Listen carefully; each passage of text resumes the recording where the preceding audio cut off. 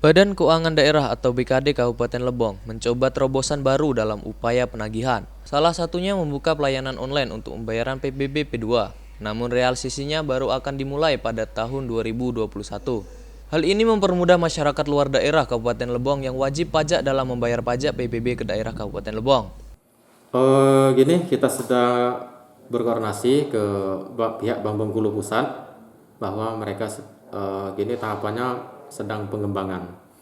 Memang wacananya sesuai dengan rencana itu kemungkinan kalau tidak ada halangan kita akan menerapkan di 2021. Kemudian manfaat daripada PBB online ini atau via channel ATM atau mobile banking ya paling tidak untuk memudahkan masyarakat atau wajib pajak dalam membayar pajak PBB. Kemudian bagi wajib pajak juga yang berada di luar kota atau luar daerah yang memiliki objek pajak yang ada di Kabupaten Lebong.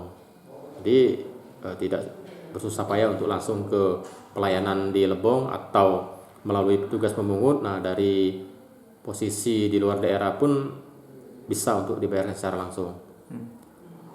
Seolah lah untuk ke depan ini kita upayakan kita selalu berkoordinasi dengan pihak Bank Bengkulu untuk mempercepat dalam pengembangan sistem pelayanan PBB atau BPHTB ini. Salah satu persiapan yang telah dilakukan BKD adalah menjalin kerjasama dengan Bank Bengkulu. Bahkan Memorandum of Understanding atau MOU dengan pihak bank untuk sejumlah pelayanan pembayaran secara online telah dilakukan sejak 2014, namun baru dikembangkan dan direncanakan tahun ini. Dengan kemudahan yang diberikan, diharap realisasi pungutan PBB P2 lebih maksimal. Dan jika sistem ini telah ditetapkan Pemkab Lebong dan Bank Bengkulu,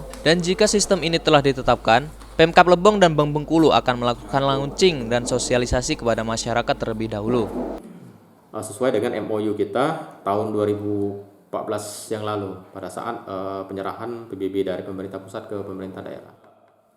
Dikembangkan atau regulasi yang selesai ketika mau diterapkan mungkin nanti Pemkab Lebong bersama Bank Bengkulu akan melaunching untuk kegiatan ini. Sekaligus sosialisasi kepada masyarakat atau wajib pajak. Rega Mita, Lebong TV melaporkan.